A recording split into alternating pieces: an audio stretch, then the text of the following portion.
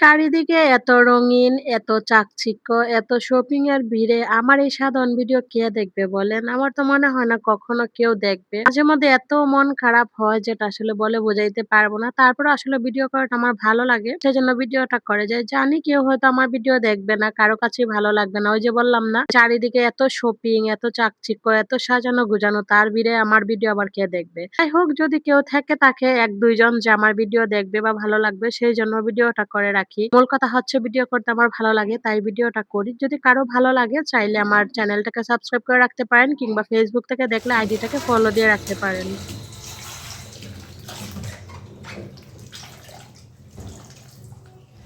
Hello everyone, good morning. Welcome back to my new blog. কি অবস্থা সবার? সবাই কেমন আছেন? আমি আশা রাখতেছি সবাই ভালো আছেন। আমরাও মোটামুটি ভালোই আছি। এই তো আজকে ভিডিওটা বলতে গেলে দুপুর থেকে শুরু করে দিলাম। দুপুরে যা রান্না করব সবকিছু কাটাকুটি বাছাবাছি করে একদম রেডি করে নিলাম। এখন জাস্ট রান্নাটা বসিয়ে দেব।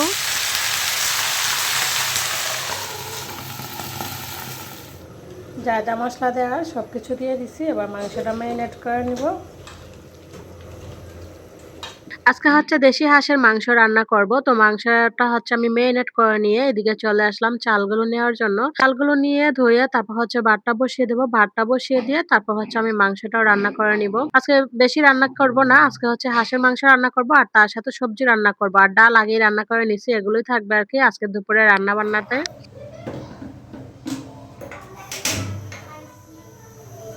সংসার জীবনে সুখী হইতে আসলে বেশি কোনো কিছু লাগে না। নিজেদের মধ্যে একটু বোঝাপড়া ভালো থাকলে আর একে অপরের প্রতি একটু ভালোবাসা থাকলেই বেশি কিছু লাগে না আমি মনে করি। এই যে আমি রান্না করতেছি, আমার হাসব্যান্ড ওদিকে আম কাটছে, কাইটা ওরাও খাইছে, মেয়েদেরকে দিছে প্লাস হচ্ছে আমাকেও দিয়ে গেছে। এই যে মাঝে মধ্যে একটু টেক কেয়ার করা এটাই কিন্তু আমাদের মনে সবসময় দাগ কেটে যায়, তাই না? তো যাই হোক, এদিকে এই যে দেখেন আমার এই ঢাকনাটা না নষ্ট হয়ে গেছে। মানে কি বলবো, এটা হইছে অনেকদিন হইছে। এটার বয়স প্রায় ৮ বছর হয়ে গেছে। আর কত ভালো থাকবে? ওই যে মাঝে যে একটা নাট আছে না, নাটটা না প্যাঁচ খাইয়া দেয়। প্যাঁচ খাইয়া দিলেই ছুটে যায়। ওর বাবা কি করে মাঝে মধ্যে এটা ঠিক কইরা দেয়। তো আজকেও ছুটে গেছে। আজকে ওর বাবার হাতে ঠিক করে নিলাম। আর ওর বাবা বলতেছে যে, "তোমাকে কবে থেকে বলছি যে একটা নতুন কিনো, একটা নতুন কিনো।" আমি আসলে কিনতেছি না কেন জানেন? আমার এই যে চুলাগুলো আছে, এই চুলাগুলাতে না প্রচন্ড পরিমাণে কালি ওঠে। তো আমি চাইতেছি না আপাতত এই চুলাতে আমি নতুন জিনিস কিনে আমার নতুন জিনিসগুলাকে নষ্ট করি। আমার ইচ্ছা আছে যেহেতু আমরা কিছুদিন পরেই ট্রান্সফার হয়ে যাবো এখান থেকে, তো অন্য জায়গায় ট্রান্সফার হইলে পরে তারপরে মানে নতুন কিছু জিনিস আমি রান্নাঘরের জন্য কিনবো। ওইদিকে চুলায় ভাত আর মাংস বসিয়ে দিয়ে আসলাম, দেখলেনই। এদিকে চলে আসলাম প্রেসার কুকারটা বের করে নেওয়ার জন্য। যেহেতু দেশি হাঁস রান্না করব, প্রেসার কুকারই ভালো হবে, তাড়াতাড়ি হয়ে যাবে। তো আমি যেকোনো জিনিস যদি প্রেসার কুকারে রান্না করি তাহলে আগে মানে একটা কড়াইয়ে কষিয়ে নিয়ে তারপর প্রেসার কুকারে দিয়ে দিই।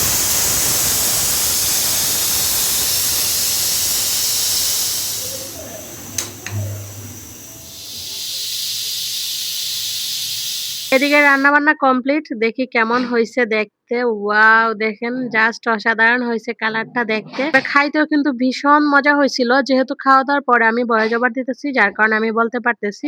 একদম মনের মতো করে কালা করে হাঁসের মাংসটা রান্না করছিলাম। ভীষণ পরিমাণে ভালো লাগছিল যেহেতু খাইছিও অনেকদিন পরে। আমরা এখানে আসছি পর থেকে দেশি হাঁস মুরগি খুবই কম খাওয়া হয়। কারণ এখানে তেমন একটা পাওয়াই যায় না। ওই গ্রামের ভিতর থেকে আনলে তারপরে খাওয়া হয়। গ্রামের ভিতরে তো আর সবসময় যাওয়া হয় না, তাই না? তো এদিকে খাওয়া-দাওয়া শেষ আর এখন দেখেন মুষলধারে বৃষ্টি শুরু হইছে হঠাৎ করেই।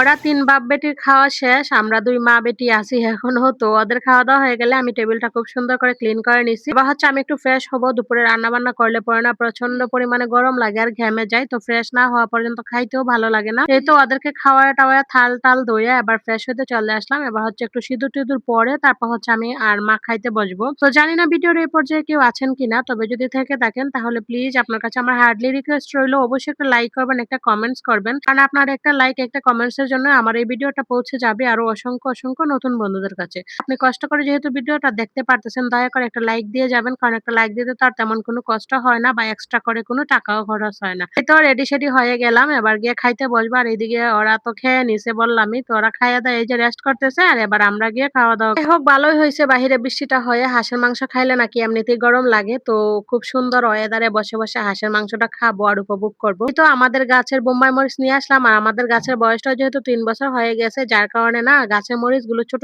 হয়ে গেছে। আগে কত বড় মরিচ হইতো আর এই বোম্বাই মরিচ দিয়ে খাইতে আমার ভীষণ ভালো লাগে। ওইদিকে হচ্ছে সবজি আর তার সাথে মাংস নিয়ে বসলাম। ডাল কেউ আর নেয় নাই, তো আমিও নিলাম না। তো চলেন আজকের মতো ভিডিওটা এখানেই শেষ করি। সবাই ভালো থাকবেন, সুস্থ থাকবেন। বাই। দেখা হবে আবারও নেক্সট ভিডিওতে।